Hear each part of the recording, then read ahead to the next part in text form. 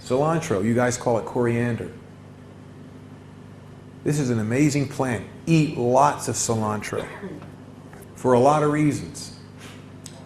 But the few that I can give you that really are important, that have been medically proven, is it contains a compound in there called dodecanol. And dodecanol has been, according to the University of California, found to be twice as effective as the antibiotic gentamicin in killing salmonella. Dodecanol. And they think that probably explains why the people who live south of the border, who eat lots of salsa, never get the Montezuma's revenge that the gringos get when they go down there to visit, because they put what? Coriander in all their salsa, lots of it. The other thing about coriander is it's a very, very effective heavy metal chelator. And that's important because all of us have these, what I call anti-nutrients in our system, which are these heavy metals, namely mercury.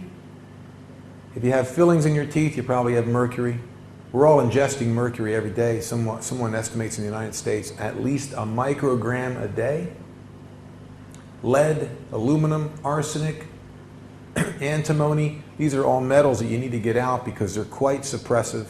They're very immunosuppressive, and they also interfere with the other elements like zinc or iodine or selenium that are involved with a whole cascade of things important for the immune system. And this has been proven by the Heart Research Foundation in New York City. You can actually buy a cilantro extract, but eat it. You grow it down here. I've seen it down here. Eat lots of it every day. Does anybody not like cilantro? There's got to be somebody who doesn't like cilantro. Really? Everybody? You don't like cilantro. Okay, some people don't like it. And in your case, if you want to deal with heavy metals, eat chlorella algae as a supplement. Chlorella algae is a wonderful heavy metal decontaminant. Wonderful. Yes? Question, so like some of these herbs we quite often just buy the dried preps instead of using the fresh herbs. Yeah. I'm not sure about the cilantro. The cilantro that, first of all, I love cilantro, so I could eat, pounds of it fresh. But when I'm on the road or when I'm just in a hurry and I just use it every day just because I'm trying to get heavy metal removal up, I take a cilantro extract, which is made from steeping the cilantro like in a tincture. And I take drops of that, in water. Now that's like a medicine. It's not nearly as fun as eating cilantro. As far as the dried herbs, I'm not sure. I would imagine you can get some benefit. I don't know about the dodecanol. I don't know whether the dodecanol is active. Some things become less active as they get dried, but I don't know. I don't know that. What's that stand for? What's another word for salicylic acid? Aspirin. Isn't everybody encouraged to take aspirin for your heart, to thin out your thick, tarry blood? Right? And yet, there's a risk with taking aspirin, isn't there? What's the risk for taking aspirin? Bleeding. Ulcers. H. pylori seems to be very much associated. H. pylori is what? Helicobacter pylori is associated with the ulcer, the bacterium, and there's a definite connection between steroidal, what do you call it? Non-steroidal anti-inflammatories, which include ibuprofen, Tylenol, aspirin, and all the other prescription medications for pain seem to make the problem worse, if not create it outright. Salicylic acid found in foods, however, are loaded in fruits and vegetables. And the reason why, again, is plants make it or manufacture it for senescence, which is what? What's another word? What is senescence relative to plants? Senescence is premature death. It keeps the plants alive. It's like an antioxidant, if you will. Insect and disease protection. So again, like the antioxidant pigments, that's why it's made by the plant. Anti-clotting, anti-inflammatory without side effects of stroke. That's another thing you can get from aspirin. Organic vegetables have 6 times more salicylic acid than non-organic vegetables. and contributes to lowering CRP. What CRP stand for? C-reactive protein, which is this inflammatory protein that they're finding in high-risk cardiovascular candidates that they say the Mediterranean diet is responsible. It's the fruits and the vegetables. Here's your salicylic acid-rich fruits, and look at the ones that show up again. The dark pigmented ones. Look at all the berries up there. And then when you go to the vegetables, look what shows up again. Oops, sorry.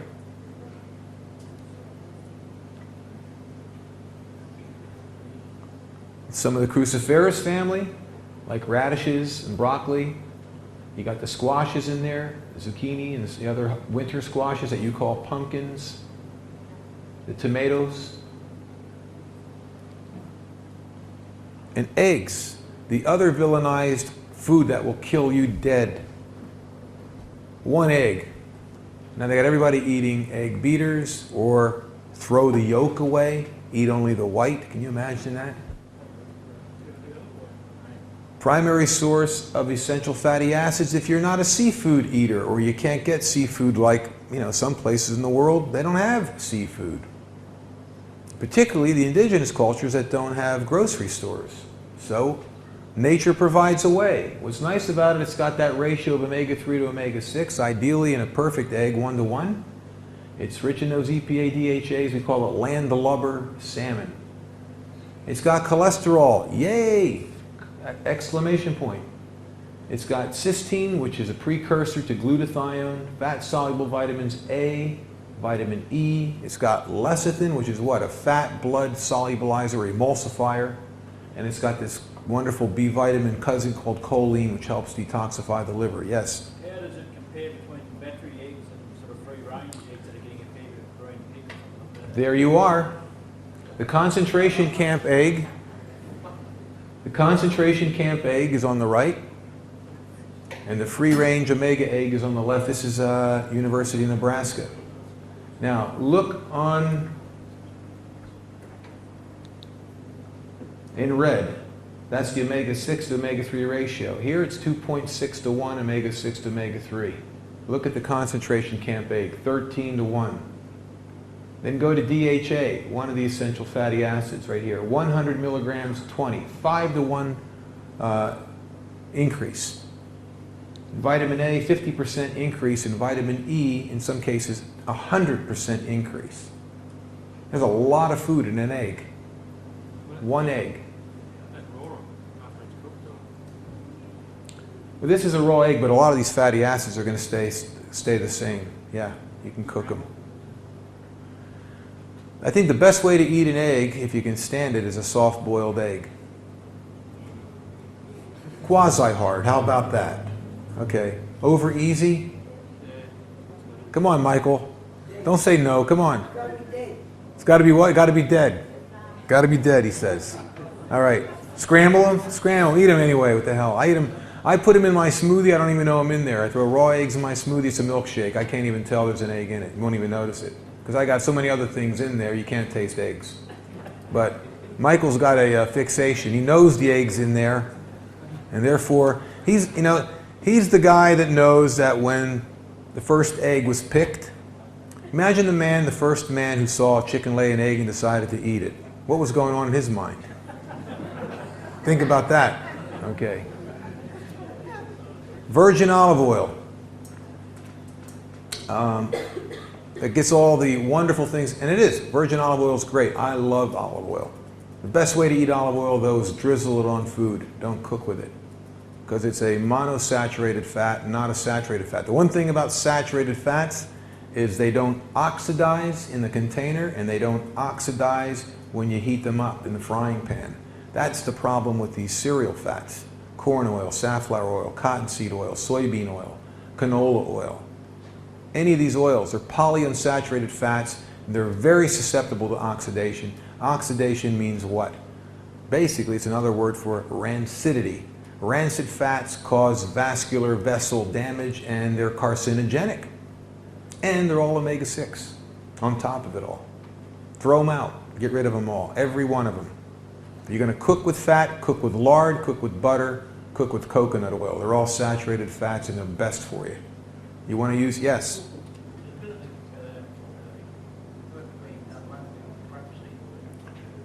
Rapeseed oil?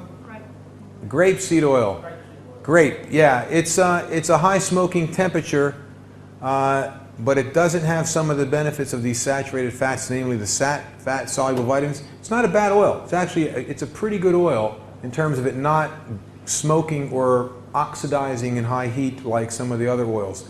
And it's got some great antioxidants in it. I don't know if they still stay intact after you heat them up at high temperatures in a skillet. But grapeseed oil has got some really interesting properties to it. I prefer the flavor of lard, coconut oil, and butter to fry in. They got great flavor to food. If you want to flavor your food, that's the stuff you want to use, depending on which flavor you're looking for. I think lard is outrageous. And lard from grass-fed pigs, believe it or not, the second highest source of vitamin D after cod liver oil concentration is the vitamin D you find in lard from pigs that are out on grass. And I remember the old timers used to practically make lard sandwiches. But this stuff is wonderful. I mean, it's got these compounds in here. It's got squalene that protects the heart. It's got these phytosterols. As far as it's got very little omega-6, 10%. And it's oleic acid, monosaturated 75%. That's what we call omega-9. So it's kind of neutral when you're dealing with the omega-6 due to the omega-3 concerns. It's omega-9. So it doesn't really upset the balance or help the balance either way, except that you're not adding to the 6 problem. And then one of my very favorites, which you guys can get down here, this stuff is amazing. This is a very healing oil. Your kind of oil. This is great for the skin, and eat lots of it. If you've got candida, start eating fermented foods. Start eating lots of raw cream and butter if you can get it, because it heals up the gut like nobody's business, and so does this coconut oil. And the reason why it does that is because it's rich in what they call the medium chain triglycerides. One of them being lauric acid, the other one's being called caprylic acid and caproic acid. They're all anti-inflammatory. And the second, I should say that and again, if you go to the Weston A. Price Foundation, you'll find books on this. Speaking of that, fermentation, they have a great book by Sandor Katz, who was in Australia when I was in for the Woodford Folk Festival last December. He's got a great book on how to easily and inexpensively, quickly, and deliciously make all kinds of fermented foods, and it's called Wild Fermentation by Sandor, K-A-T-Z, and you can get it from the Weston Price Foundation bookstore, online or through the local chapters. And they also have a book on the healing properties of coconut oil.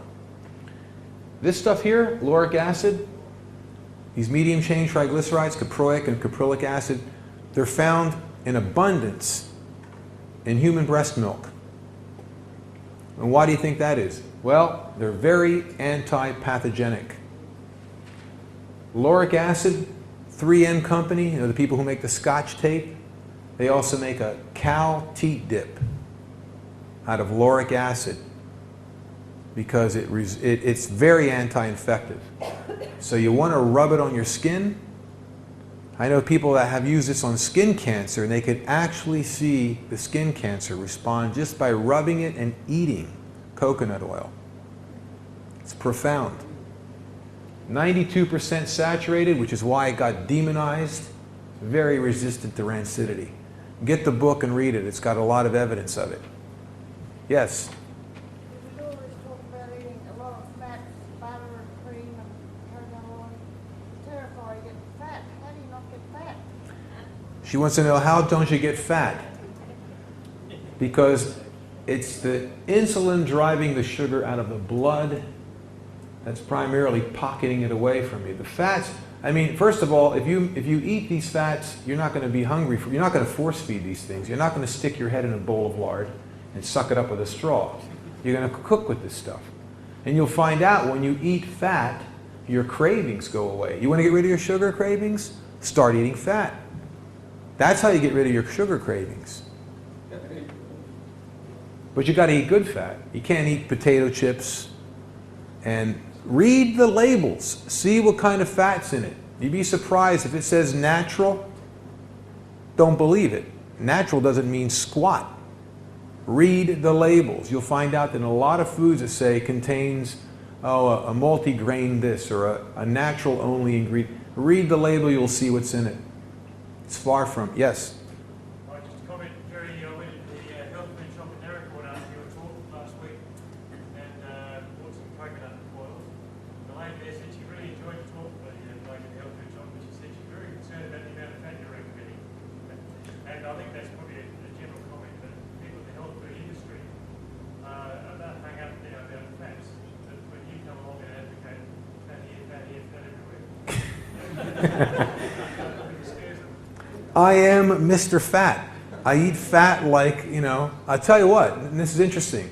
They all worried about, they look at fat, and what do they see? They see coconut oil in a jar, or they see lard in a jar, and what's it look like? Axle grease. And they say, if I eat that, it's going to plug up my plumbing like axle grease. That's what they think. You know what they've done? They've analyzed the plaque in people who have had cardiovascular illnesses. And guess what they found out? That 75% of the plaque is polyunsaturated vegetable fats. 25% is saturated. So it's not coming from the saturated fat. And if you're eating saturated fat from sources that are grown and raised right, it's a totally different fat than feedlot fat. Pigs from concentration camps, eggs from concentration camps, feedlot dairies from concentration camps, all the fat that's going in there is all coming from where? Grain. And it creates a different kind of a fat. And omega-6 fats to excess are inflammatory. Inflammation is the key. Omega-3 fats are anti-inflammatory. First of all, here's what just to give you a heads up, I consume a smoothie when I'm home just about every day. And it contains 12 ounces of raw milk, 4 ounces of raw cream, 2 raw eggs, 2 tablespoons of coconut oil, a tablespoon of flaxseed or linseed oil, and then I've got spices in there, a cup of blueberries, and I've got spices consisting of about a teaspoon of cinnamon, a half a teaspoon or up to a teaspoon of nutmeg, and about a third of a teaspoon thereabouts of allspice, and a pinch of cardamom, about a third of a teaspoon of cardamom. These are primarily for flavor, but the spices are also antimicrobial. I'm trying to keep my digestive system free of guys that I don't want in there. Now, sometimes what I do, instead of putting in all milk, I'll take in about 4 ounces of raw yogurt that I make, or have someone make for me. So then instead of having 12 ounces of raw milk, I might use 8 ounces of raw milk, whole fat milk. This insanity of low fat. I was over, where was it? Paris Creek, which is a biodynamic dairy farm that makes their yogurt. How many people know that farm? Okay, some of you know who that is. And on the way from Adelaide to Perth, when we were on this tour, I stopped in at their farm and we had an interesting discussion. They took me to the airport, so we had dialogue. And you know, it was very interesting for them to tell me that all the people who come up, because they do wholesaling of yogurt in the grocery stores, and so they're there basically introducing the product to the customers. Everybody who comes up and says, oh, do you have any no-fat yogurt? They're this big. The people who don't care about the fat in the yogurt are thin as rails. They don't care about the fat. It's not bothering them. Now you might say, oh, that's metabolism. No. It's about digestion, and it's about the fact that people are loaded with starch and loaded with sugar and loaded with insulin, and then they run around saying, oh, I'm trying to keep my weight down so they don't eat any fat. And yet they're getting bigger and bigger and bigger. And you go to get the blood test and you find out that they got high triglycerides, which are going to kill them. They've got high sugar, which is going to kill them. They got high C-reactive proteins. They've got high homocysteine levels, and they're worried about what? Cholesterol. And the cholesterol in some of these people that are on these low cholesterol diets because they're on drugs is going up, up, up, up, up. Cholesterol to me is kind of like blaming firemen for fires. Every time you see a fire, who happens to be there? Firemen. Therefore, there's an association between firemen and fires, if you connect the dots. And that's what's happening with cholesterol. It's showing up because you have a lot of oxidation and you have a lot of inflammation. And so the cholesterol is a universal antioxidant, and it's patching up all this oxidation of the lining of the blood vessels. And because you've got these major deficiencies of certain things and major excesses of other things, it's causing this runaway inflammation. And the cholesterol is responding to the inflammation. Now, in some cases, once it gets up so high, you know, if you want to lower it, fine. But recognize that it didn't get there because of a deficiency of statin drugs. It got there because of an excess of certain things and a deficiency of other things, all having to do with what the hell you eat and don't eat. That's why you got high cholesterol. It's not because, you know, Merck didn't come out with this in time. I had grandparents live in their 90s, and they never worried about fat. And my grandfather smoked. And he ate all these foods that are villainized now. Eggs and meats and prosciutto. I mean, you know, pork fat. I mean, they ate lots of vegetables and fruits with all of it, but it wasn't these vegan diets. The unhealthiest people I meet, unfortunately enough, are vegetarians. And the reason why? They eat a lot of carbs. They eat organic cookies. They eat organic brownies. They eat a lot of carbohydrates. That's the problem.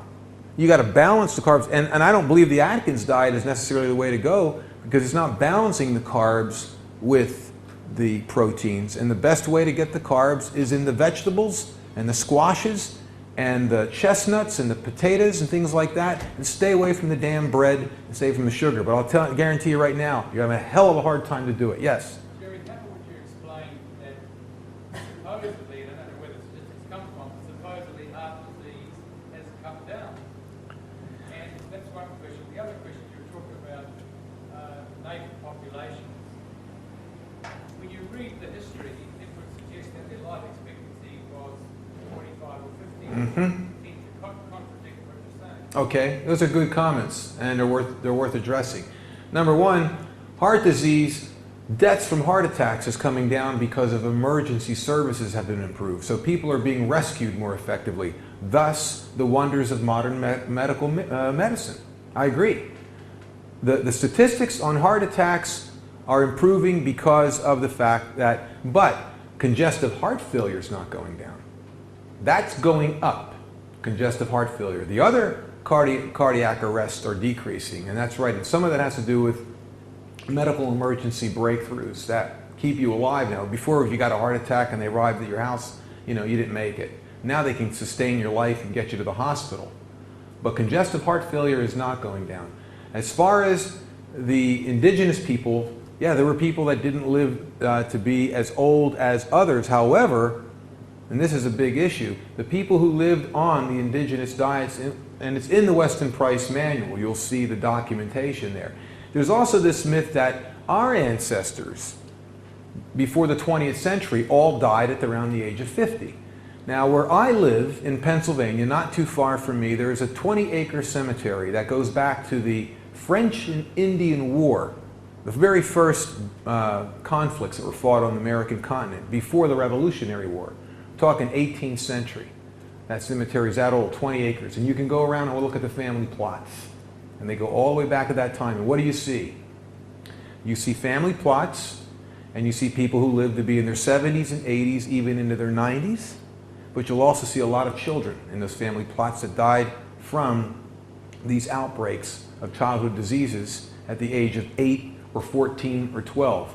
When you take an average lifespan, factor in the children who died, let's say, at the age of 12, and somebody who lived to be 70, which is fairly young by today's standards, but say, you know, so that's what? An age of 82, correct? All right, divide 82 by 2, what do you come up with? 41.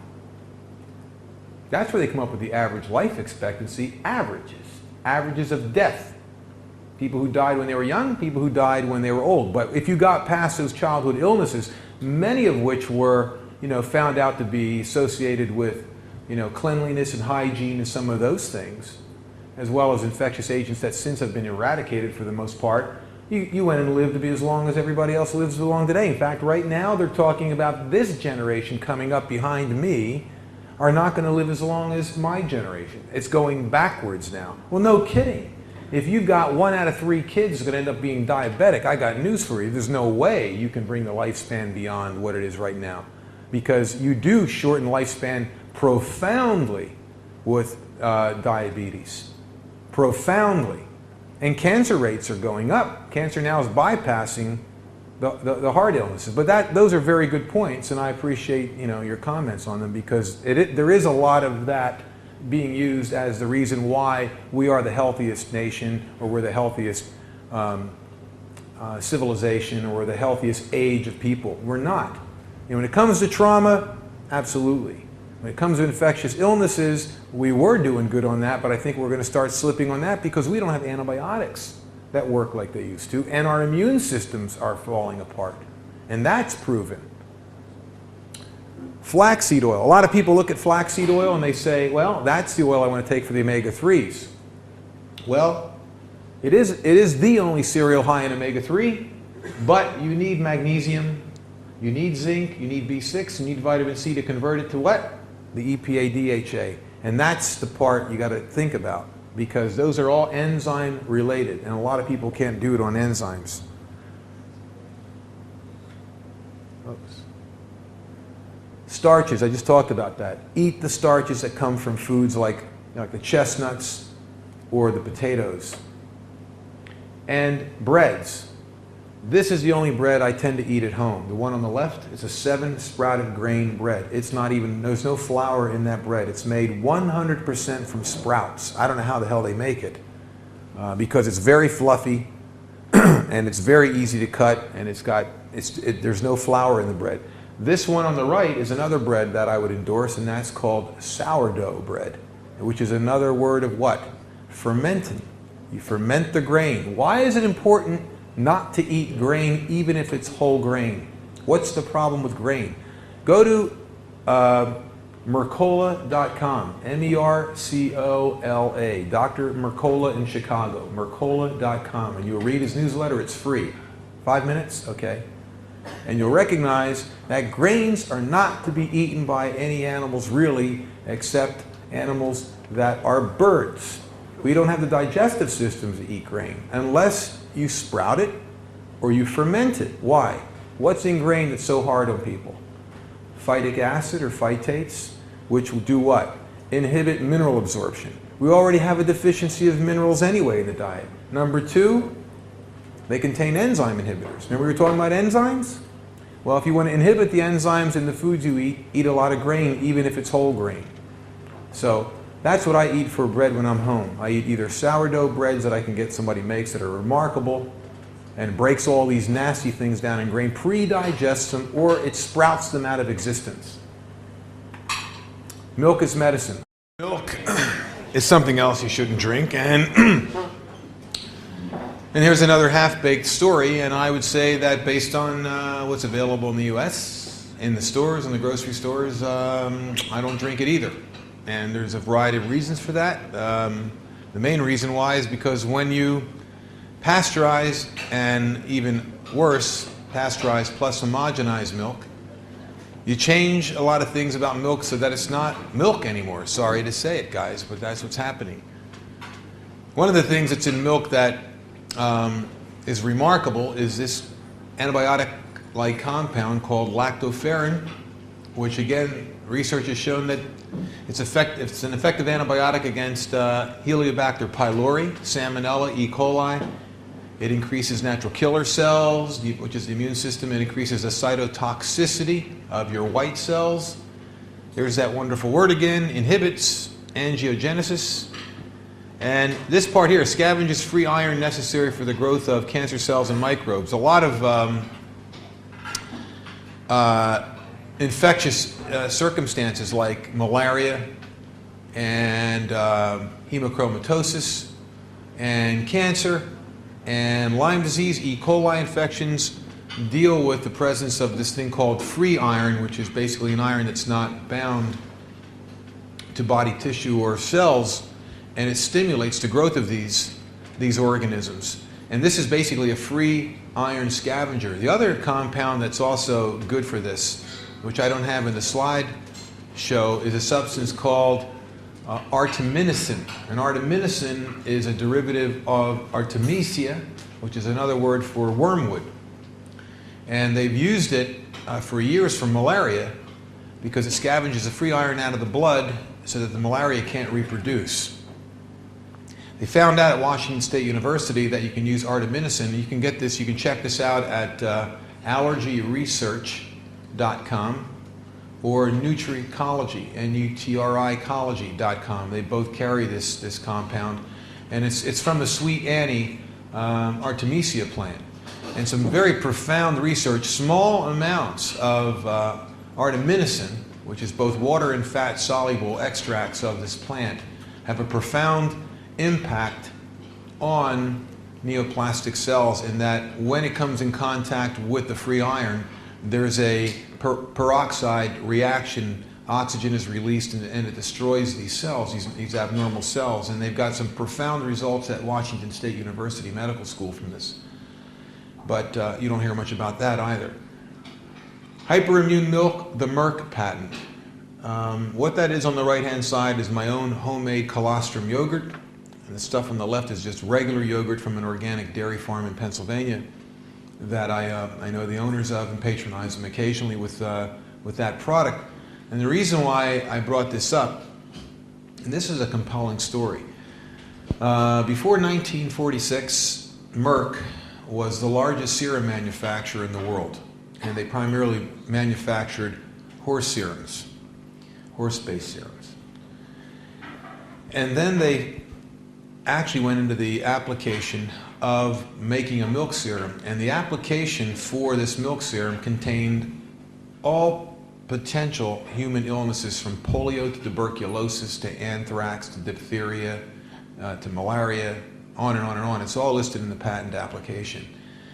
And something very interesting happened in 1946 that caused the patent to be pretty much put on the shelf to collect dust. It never was reconciled at the patent office. And it was called Fleming's penicillin, which was released in 46. And that changed the entire big pharma industry, where now pharmaceutical companies realized it was a lot more profitable to synthesize drugs than it would be to make serums, because you have to have time and you have to have live animals and a lot more labor intensive and so forth. So a fellow by the name of Dr. William Peterson picked up this technology. He was at the University of Minnesota, and he was a dairy scientist there. And he was interested in this research because he had an interest in the fact that this hyperimmune milk, which is what they call it, where they take a human antigen, hyperimmunize the dry, pregnant cow with this vaccine, if you will, and then harvest the colostrum and make this milk serum out of it. Well, his interest was arthritis. And so he ran with this technology and acquired the patent for it. And then he eventually teamed up with another fellow by the name of Ralph Stoley. And Ralph Stoley was an inventor and an entrepreneur from near Cincinnati, Ohio, who was involved in patenting vaccine adjuvants, which are the carriers for vaccines, and he also invented the flip-top cap. So if you have anything against Ralph Stoley, that might be it, if you ever stepped on one of those damn things. So Ralph Stoley, in fact, he lived just to be a few years ago, he lived to be in his mid-90s. And he made a product that they just called Stoley milk. And what they did there is they would take human antigens, vaccinate lactating cows instead of dry cows, dry pregnant cows. He vaccinated lactating cows with various human antigens, harvested the milk, dried it down, and he gave that milk powder out to anybody in the state of Ohio who had any kind of condition whatsoever, and they could have it for free. All he asked that they do was fill out a progress report to let him know whether or not it was helping them, because he wanted to get some sort of feedback as to whether or not this was working and what specifically it was working on.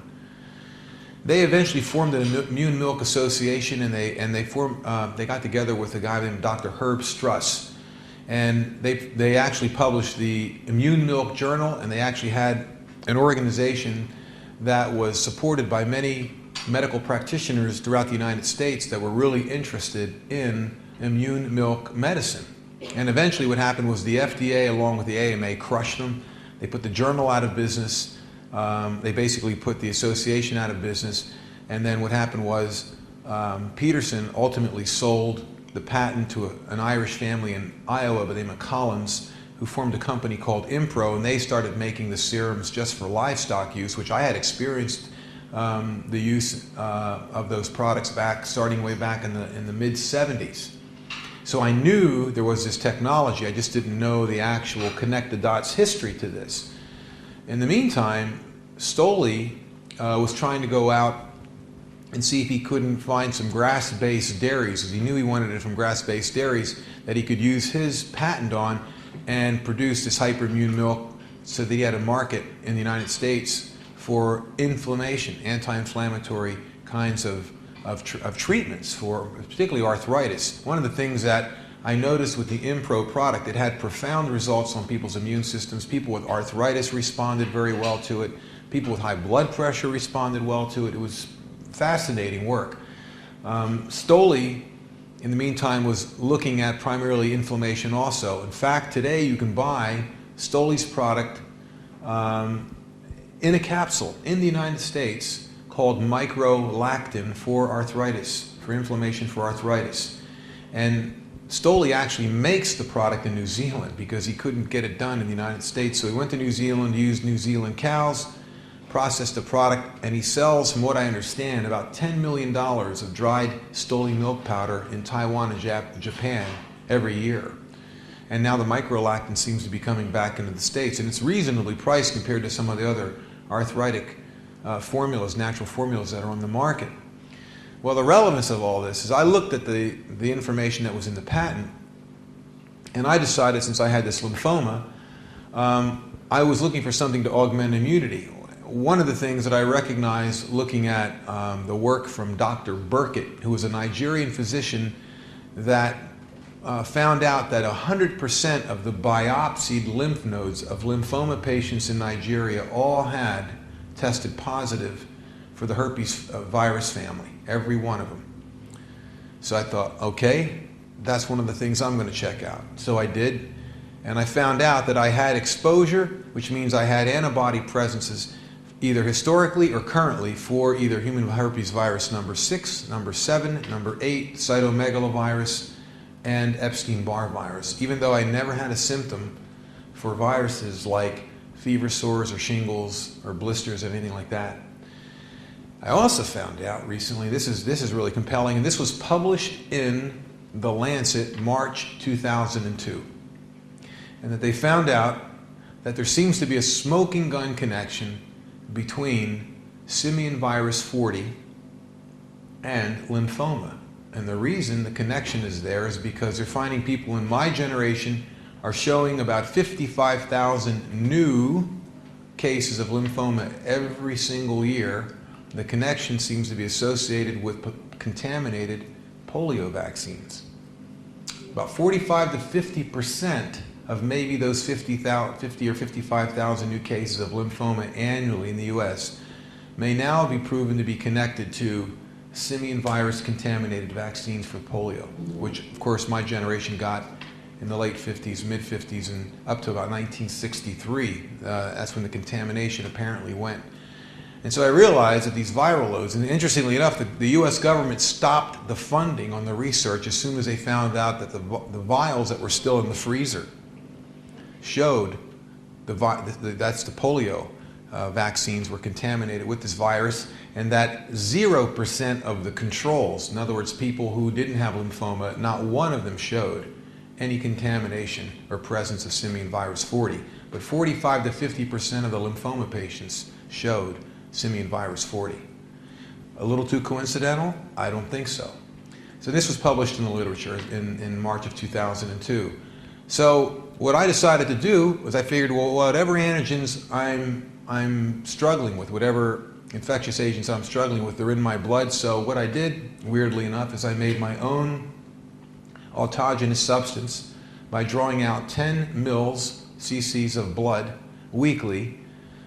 Basically what I did is I leased a cow from one of my Amish clients, And I took my blood down there every week and hyperimmunized that dry, pregnant cow up the teat, taking the needle off of the syringe after I withdrew the blood from a heparin tube. Heparin's a blood thinner. Draw it out into the syringe, put the cannula, the soft tip on the end, infuse it up the teat canal. And I did that every week for 8 weeks while that animal was still dry and gestating. And then when she calved, we harvested the milk, put it in 1 liter freezer bags and froze it. And then what I proceeded to do was make Hyperimmune colostrum smoothies. And I started drinking these smoothies, and lo and behold, I got what I expected, which is what's called a Herxheimer's reaction. And Herxheimer's reaction means that, for example, you have a yeast infection and you start taking something that's effective against the yeast infection, you get a quick die-off, for example, and the die-off gives you this flu-like reaction called a Herxheimer's reaction. Within about 4 days, I got this intense Herxheimer's reaction, so I knew something was happening. I also found out that my natural killer cell functions was very low, and they based this on not just the counts. They measure natural killer cell levels. I also found out they measure the performance of natural killer cells through a test called the measurement of lytic, L-Y-T-I-C units. And what they do is they basically take the blood, they extract the natural killer cells out of them, and they challenge the natural killer cells with antigens to see if they actually know what the hell they're doing, or if they're just sitting around playing cards. And they have it based on a lytic units scale of roughly 0 to 225, and mine registered about 75. The average American, according to the lab that I used, the samples coming in from the average Americans were somewhere between 25 and 50. That's how suppressed immunity is in the United States. So the only promise I made to the Amish farmer about the cow was that I promised him that his cows definitely would not change their appetite for forages for Italian cannolis, and it didn't. And it wouldn't have any pizza cravings or anything like that. The cow was fine. But we collected this milk, and that's what we did. Now the interesting thing about this is after a while, now we're talking, I don't know, 3 years, I guess, later, 3 years since this milk was collected. I had a surplus of it. I didn't drink it all. As things go in circles, a gentleman that lives a few miles from me that I really didn't know very well, but I knew his wife because she actually was an instructor, equine instructor for my granddaughter. I found out that he had, a couple of years ago, contracted melanoma. And curiously enough, he ended up going to the same oncologist that I went to, that I first talked about. And anyway, he had had the melanoma extracted. They got it all, you know, that famous quote, they got it all. And he had gone through for periodic checkups, I think it was every 2 or 3 months for the last 2 years. And then this past August, he found out that it was now in his lungs, stage 4, and in his spine, metastasized. 2-month lifespan. That's it. They didn't know what else to do because they don't treat melanoma with chemotherapy. The only thing that they start looking at using is interleukin, which allegedly works about 5% of the cases. The other 95%, it doesn't work at all. So it was a death sentence. And this woman had ended up giving me a call because she, unbeknownst to her, didn't know that I had dealt with this illness, not melanoma, but lymphoma, and was advised by people in the health food store who I know quite well to contact me. And needless to say, she was in a lather, a panic. And I really didn't know what else to offer her because I don't know anything about melanoma any more than I knew anything about lymphoma when I first came in contact with this illness through my own experience. And I never really knew anybody that died of melanoma or was even ill with melanoma, other than very, very minute cases, you know, very early cases. But that's one of the things that was intriguing about this case is that it was, you know, considered a home run in terms of that localized condition being removed. Everything was fine for 3 months at a time until 2 years passes on, and then you get, you know, a metastasis of stage 4. So I told her about this hyperimmune milk, and I said, you know, he was now in the hospital. This was now in the fall, I guess. We're talking October into November, I believe we're talking now. And now he's in intensive care. He's going through severe cachexia, wasting disease, given maybe a week or 2 weeks to live in intensive care. So what we did, or what she did, was took my recipe, took the colostrum, made up these smoothies, brought him to the hospital, the oncology ward, and her husband started drinking this stuff.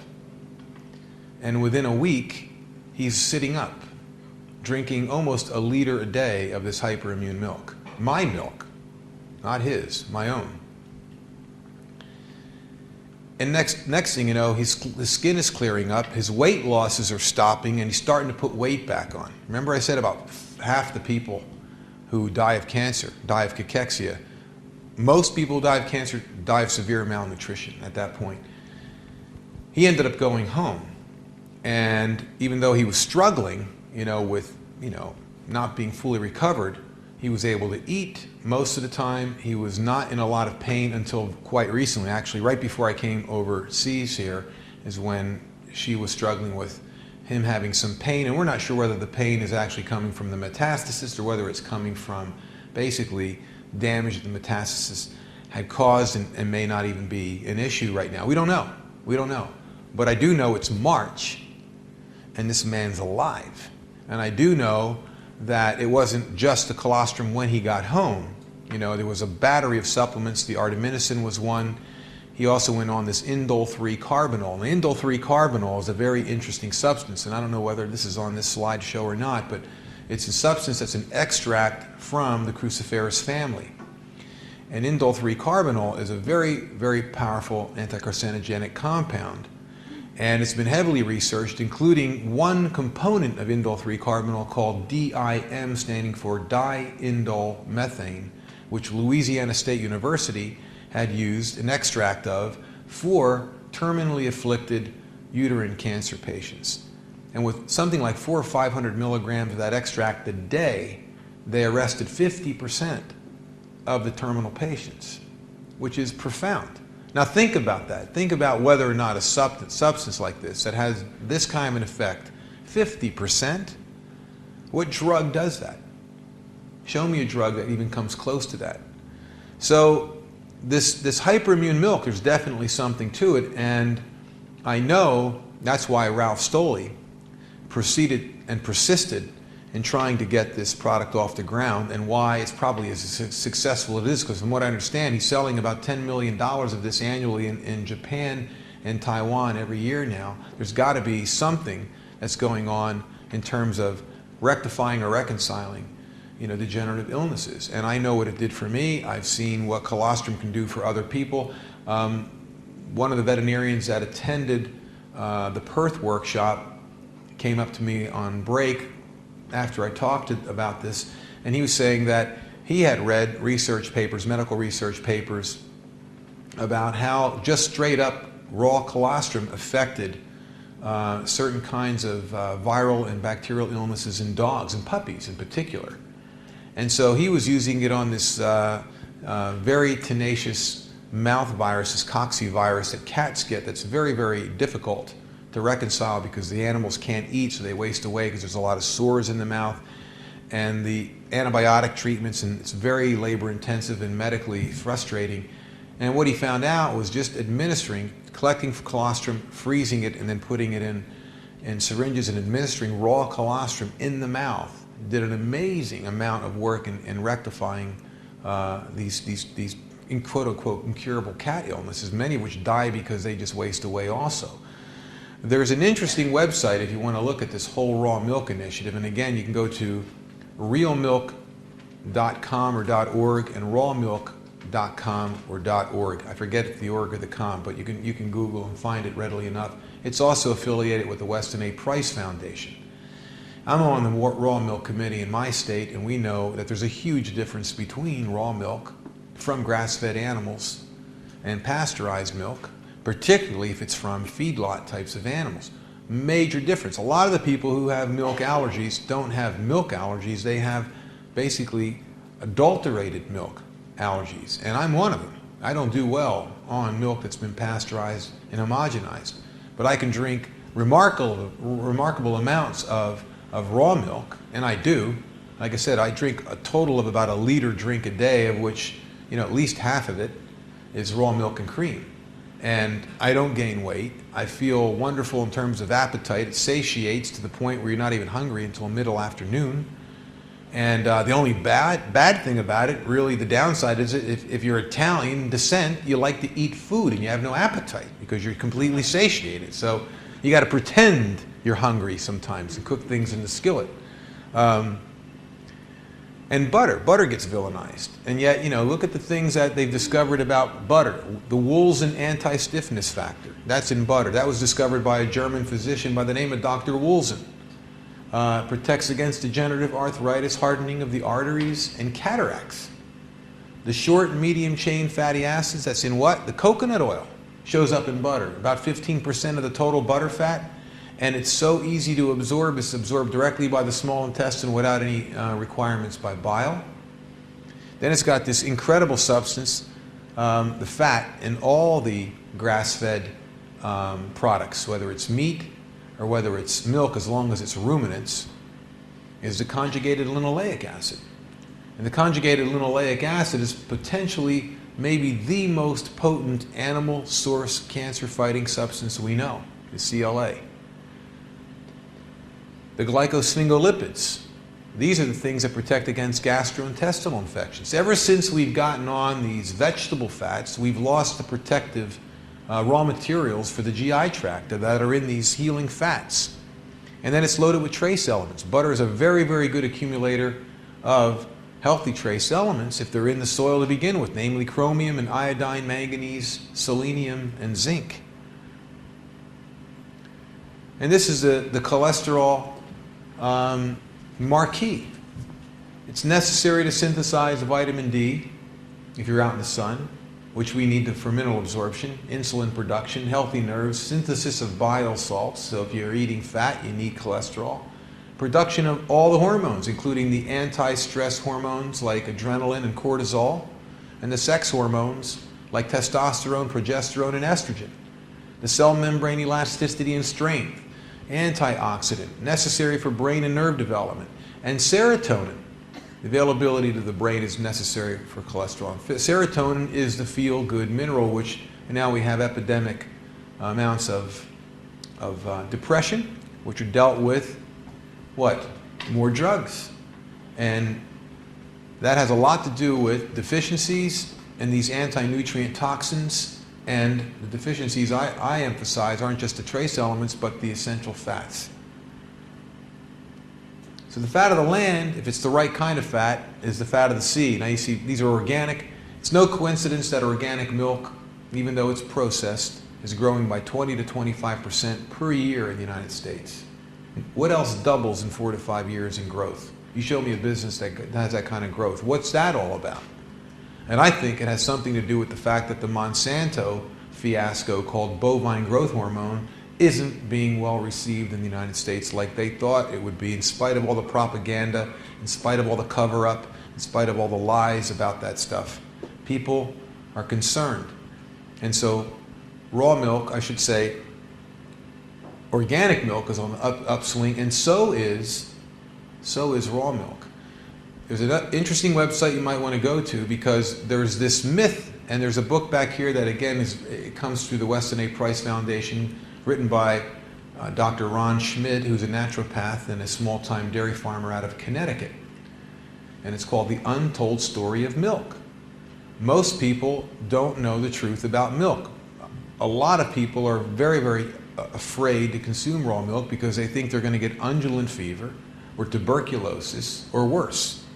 And yet, milk from healthy animals on grass, and the proof of the pudding on this one is organicpastures.com, which is a 300-cow dairy near Fresno, California, that publishes all their bacteria counts and quality counts of their farm. They milk those cows with a mobile milking parlor, and they sell raw milk to approximately 40 states, 13 foreign countries, mostly California, because you can actually sell raw milk in California like you can in Pennsylvania under state license, certified raw milk. But what a lot of people don't realize is that this milk actually was sent to the University of California at Davis, and the Swedish veterinarian researcher there that challenged the milk with extremely high doses of Campylobacter, Listeria, E. coli 0157, and Salmonella. And they couldn't get it to grow. By the 6th day, all the organisms were vacant. Now try that with pasteurized milk and find out what happens. Why? Lactoperoxidase, lactoferrin, enzymes, lactobacillus organisms, niacin, acetylene, all those things we were talking about, that's what's in milk. These compounds that are in milk that are growth inhibitors that allow the milk to be, in effect, an anti-pathogen. So when you're drinking raw milk, you actually are encouraging the growth of the good bugs, if you want to call them that, and discouraging the opportunistic pathogenic organisms. That's exactly what happens. If you want to take it to another step, go to Sandor Katz's book, Wild Fermentation, or Donna Gates's book, which is called The Body Ecology Diet. And it's all about making things like kefir, which is this yogurt-like drink that's very big in the Eastern European states, in Russia, in the Middle East, and what a health drink this material is, and how it can completely change your ecosystem, your inner ecosystem, so you don't have these plagues. And so what we look at is fresh and fermented grass-based dairy, fat-soluble A, vitamin D, lactic acid, all 22 amino acids, including the 8 essential ones, the 500 saturated and unsaturated fatty acids, yay, fatty acids, minerals that are 100% metabolically available, including the macros and 24 trace elements, 35 identified enzymes, including phosphatase. And phosphatase is an enzyme that helps you absorb calcium and phosphorus, and it happens to be the marker enzyme that the dairies test to see if they've cooked the milk long enough, because when they've destroyed phosphatase, they know the milk is ready to bottle. That's the marker enzyme, phosphatase. And then CLA, this wonderful substance that works on not just, by the way, CLA is an excellent weight loss supplement. And where do you find it? In fat. You can buy the supplements, pay a lot of money, but you can get it in fat. So CLA is used by bodybuilders and people that want to lose weight. That's where you get it, out of the fat. Yes? Jerry, what about soy products? Ooh. There's a lot of naturopaths putting kids on Soy, yeah. Well, there's this, here we go again. Yeah, and it's understandable that the naturopaths take kids off of conventional dairy, because conventional dairy does have a lot of problems. I agree with them. A lot of kids have milk allergies, but not to milk, to the fact that it's been adulterated with homogenization and pasteurization. Putting them on soy might be going from the frying pan into the fire, even though you don't have all of the mucus and the kinds of problems that milk creates when it's processed. The problem with soy, it's not a natural food. Who invented soy milk? The Orient didn't invent soy milk. What's that? Somebody had some comment? Well, soy milk is a relatively Western invention. In fact, that's why they got to put all kinds of sweeteners in it, because it tastes like garbage.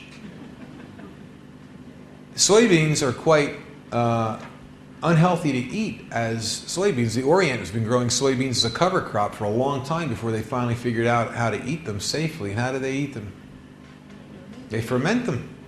They make 3 great products out of fermented soybeans. One's called miso. The other one's called natto. And now you can buy a supplement called nattokinase. And nattokinase breaks down blood clots, fibrin, dissolves it, instead of coumarin, which is what? Rat poison, warfarin. Nattokinase. It's an enzyme from natto. And then tempeh. This gentleman that was on my milk, one of the things that he also did is a great remedy if you want to get well, is he added miso soup to bone broth soup. Bone broth soups are very healing for anybody who's really struggling because they're very bioavailable. Bone broth soups with miso added to it, any vegetables that you like, and the Hyperimmune milk, and then get on some of the supplements. I'm only going to take a little bit more time and go to a couple of mineral things, and then we're going to call it because it's getting late and I don't want to keep you people up. But there's a couple of minerals that I think you really ought to pay attention to. And one of them is selenium. I take fairly high levels of selenium and I pulse it. Depends on tests. I haven't had any tests done lately. But I'm convinced that that stuff is a miraculous trace element because it's so associated with, and this is, again, the medical literature shows that this actually happens. It stops viral replication. There seems to be an understanding now why in Africa, which is ravaged by HIV, up to 38–40% incidence of AIDS in some of these countries. I mean, just an unbelievable pandemic of this virus, if you want to go there. And yet there's a country that doesn't seem to be nearly as affected, and it's a country called Senegal. And Senegal happens to be a piece of land on this Cretaceous inland ancient seabed that's an apatite soil, calcium phosphate soil that's loaded with selenium. The incidence of HIV in Senegal is 1.77%, which I think is lower than New York City's incidence of HIV. And yet all around them, they've got these ravenous, and they know now that selenium actually works like an antiviral replicating drug.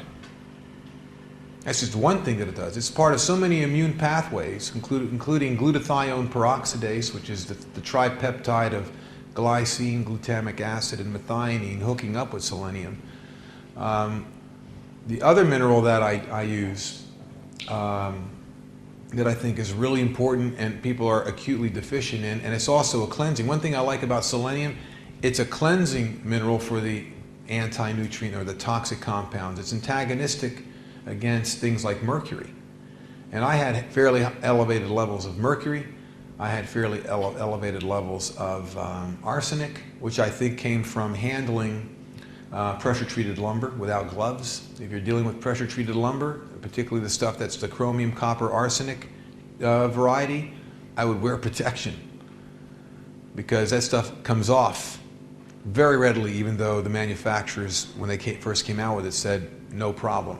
And now they've eliminated it in the United States because all the playgrounds where they've built playground equipment out of pressure-treated lumber, the arsenic levels in the soil are 100 to 1,000 times higher than the EPA limits are supposed to be. It just bleaches right out of the wood, and you have children playing in this soil with arsenic all over their hands and putting their hands in their mouth like little kids do. And so now they had to stop the manufacture of arsenic-treated lumber, you know? So it just goes to show you what you can pick up in some pretty strange ways in some strange places.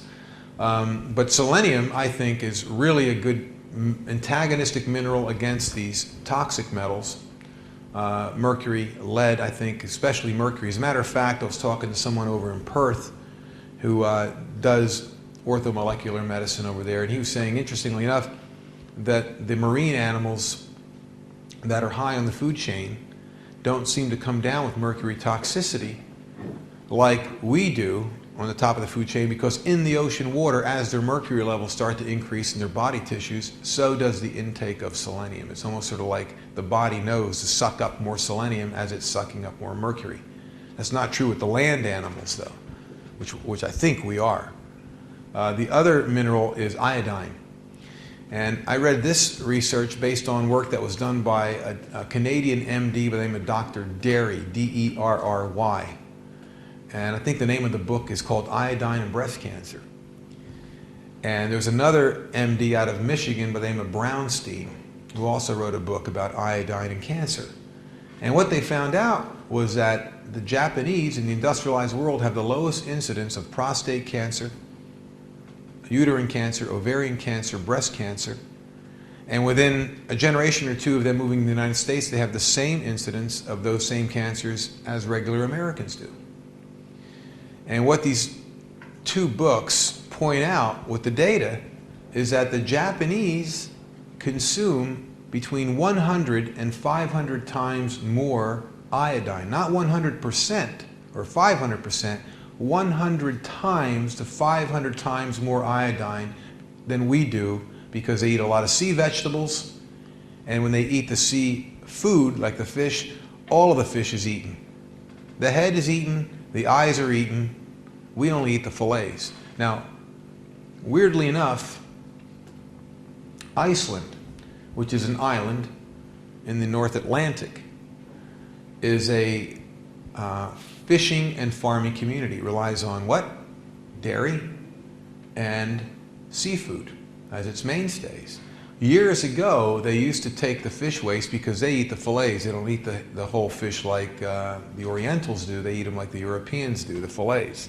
And so the fish waste went back into the agricultural system, some of which was fed as protein supplement to dairy cows, fish waste. And they found out when the fish were fed to the dairy cows, that the iodine that's in the fish actually accumulated, because the glands that accumulate iodine, the most concentrated gland is the thyroid gland, which is the body's thermostat. But the other glands that are very thirsty for iodine are the ovaries, the prostate, and in terms of quantity, amounts, not necessarily concentration, the breasts, lacteal glands. Well, what's a dairy cow? The four-legged animal with a big giant breast, right? So all that iodine is going to where? The milk. And so these people were consuming high amounts of iodine in the milk. And in the United States, the recommended daily allowance of iodine is about 175 micrograms. If you look at what the Japanese consume, they consume up to 50,000 micrograms a day, just in their diet. Nothing comes close. And there's no doubt about it, because now we know that in the family, the chemical family called halogens, elements like fluorine, which they put in the water, chlorine, which they put in the water, and bromine, which they put now as a dough conditioner in the flour, where they used to put iodine. They used to put iodine as a dough conditioner in flour. So all these people that eat pastry and breads were getting another maybe a couple of hundred grams, 175 micrograms, excuse me, of iodine daily. That's disappeared, and they've replaced it with bromine, which is not something you want to eat high amounts of, especially at the expense of iodine. Because bromine is used to make cancer-causing fire retardants, and now the breast milk of American women has about 40 times the bromine-based fire retardants in them than the European women have. Because they put it in carpeting, they put it on upholstery, they put it on the drapes, it's everywhere for fire retardants.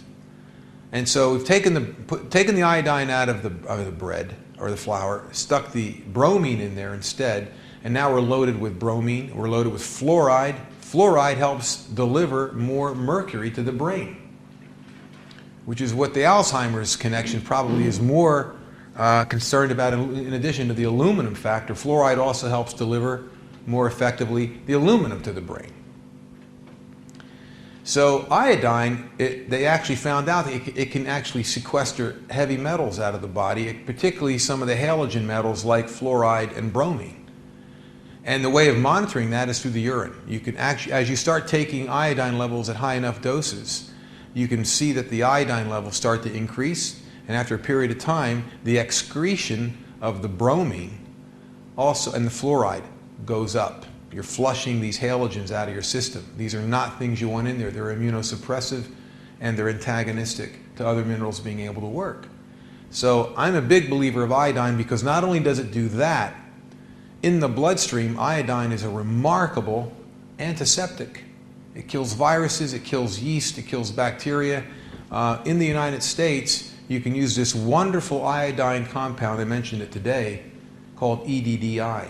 It's an organic iodine molecule that the FDA used to regulate at about 10 milligrams per cow per day. And now you can feed 50 milligrams.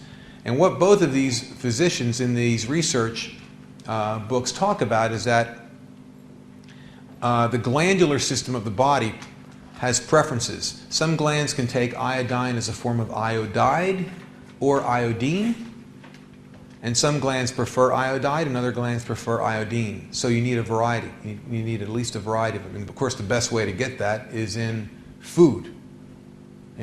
But if you don't take it in food, one of the best places to get it, very inexpensively, is a remedy that's been around for about 100 years in the veterinarian and medical profession called Lugol's iodine solution, L-U-G-O-L-S. And that's iodine and iodide. And all you need to take is about 6 to 8 drops to get that mega dose of approximately 50,000 micrograms or 50 milligrams daily until you bring it down to a fraction of that for maintenance, just to saturate the glands with their minimum daily requirement for optimum iodine nutrition. And I'm convinced that these researchers are onto something, because since I've been taking these high doses of iodine and high doses of selenium, you can only get 25 micrograms of selenium in Australia.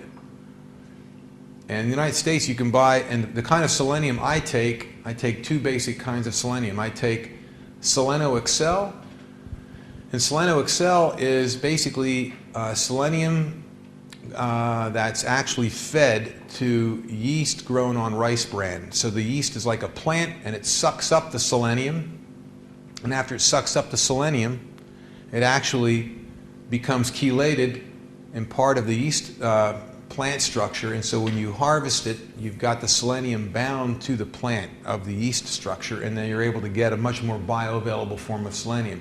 The other substance I take in the form of selenium is a product called S-E-methylselenocysteine. And basically this is the selenium that's found in the cruciferous family, particularly broccoli and Brussels sprouts. A completely different kind. Somewhere, I don't know if it's in this slide projection or not, there is a slide. I'm going to see if I can go there or not. Oh, by the way, speaking of milk, this is a 1940 slide right here.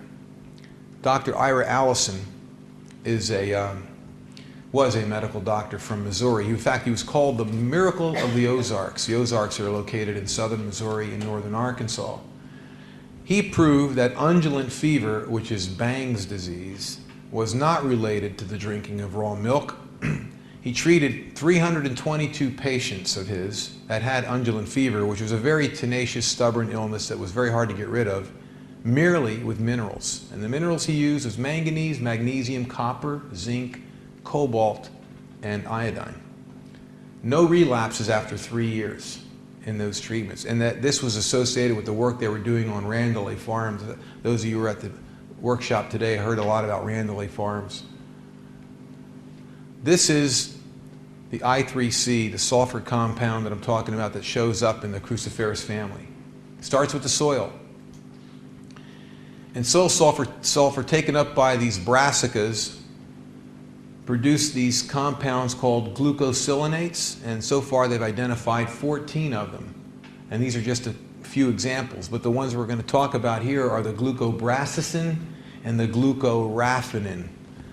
I want to meet the people who invent these words, because when you're up here having to enunciate everything almost in a foreign language to begin with, believe me, it drives me crazy who comes up with these names. Well, glucobrassicin breaks out into I3C, which is that indole 3-carbinol, which you can get a supplement for now. And if you react it with vitamin C, it creates this other wonderful compound that's good for preventing illness called ascorbagin. And if you react it with NAC, it stands for N-acetylcysteine, which is a powerful antioxidant and obviously has an amino acid in it. It creates glutathione, that tripeptide all over again.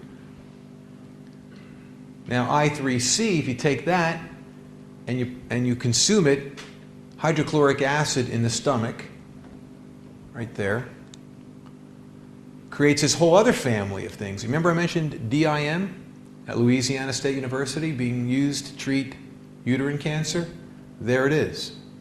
So this is the stuff that is pretty profound. There's a lot of research on this. Another great website that you can read tremendous amounts of research on this is lifeextensionfoundation.org. You can become a member, lef.org. Life Extension Foundation is lef.org. Massive amounts of research on all of these things.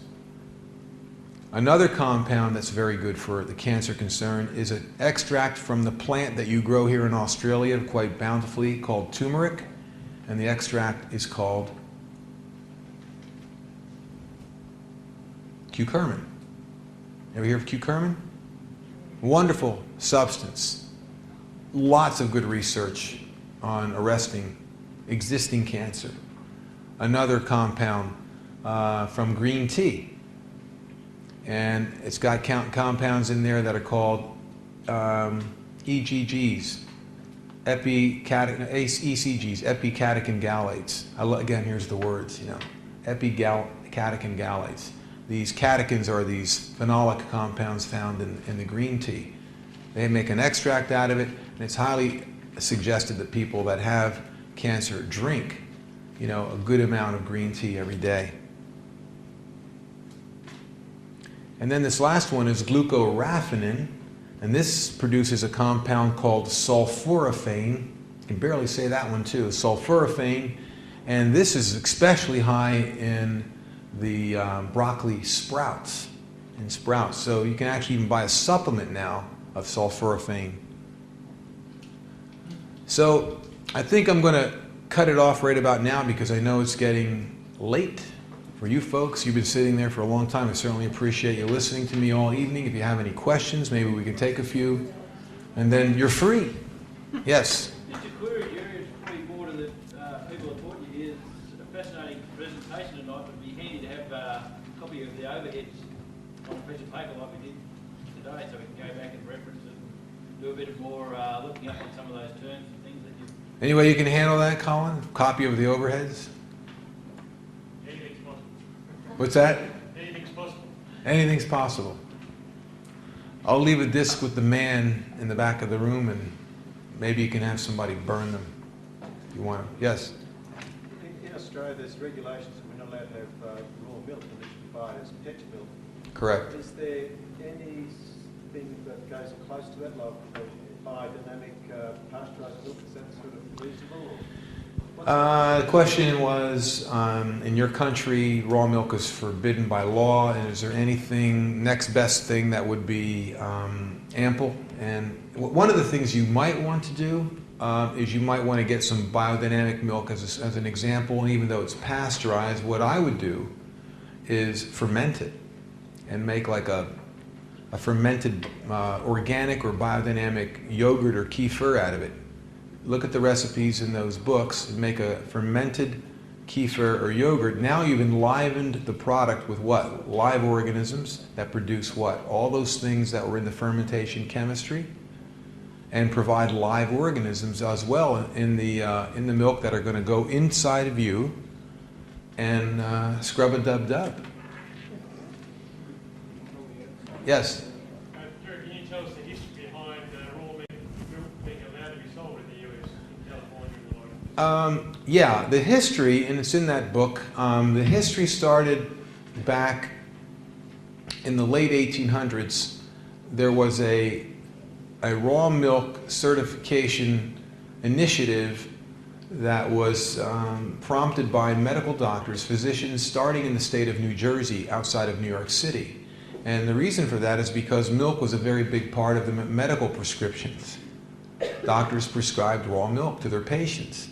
But at that time, around 1896 or 1898, there was a lot of controversy about the other dairies, which were what they call the distillery dairies that were in New York City. And at one time, they had as many as, if you want to call them dairies, 40,000 distillery dairies. And apparently it started with the War of 1812 with Britain, when the British blockade, closed off the West Indies. And the rum runners couldn't get the booze into the United States, so the distilleries popped up, And then when they started brewing or distilling spirits, they had all this slop left over, and they decided the best way to deal with that is turn it into an economic asset by feeding it to cows. And they weren't cows that were taken care of. Most of the cows that we were looking at as healthy were out on the farms, and they were eating primarily fodder. They were getting exercise and sunshine and care. In the distillery dairies, these are animals that were tethered inhumanely, of course, under very unsanitary conditions, not getting a real healthy diet, only getting this distillery waste. And so the animals were very unhealthy. And that's one of the things that came out of the raw milk meeting that we had a year ago in October in Pennsylvania, because there are people in Pennsylvania that don't want to be licensed as raw milk producers, even though you can get licensed, because if you are licensed, you can sell raw milk, but you can't sell raw butter or raw cream. And they want to be able to do that. And they're also, many of these people are of the plain folk ilk, which are the Amish Mennonite people, and they don't want to be dealing with more government servitude through regulatory involvement. And so what we found out, you know, Mark McAfee, we said, had some other people came out of there. The thing that came out of this meeting was that, and it's true, the most important thing to milk hygiene, the most important thing is animal physiology, the health of the cow. It's more important than hygiene in the external environment.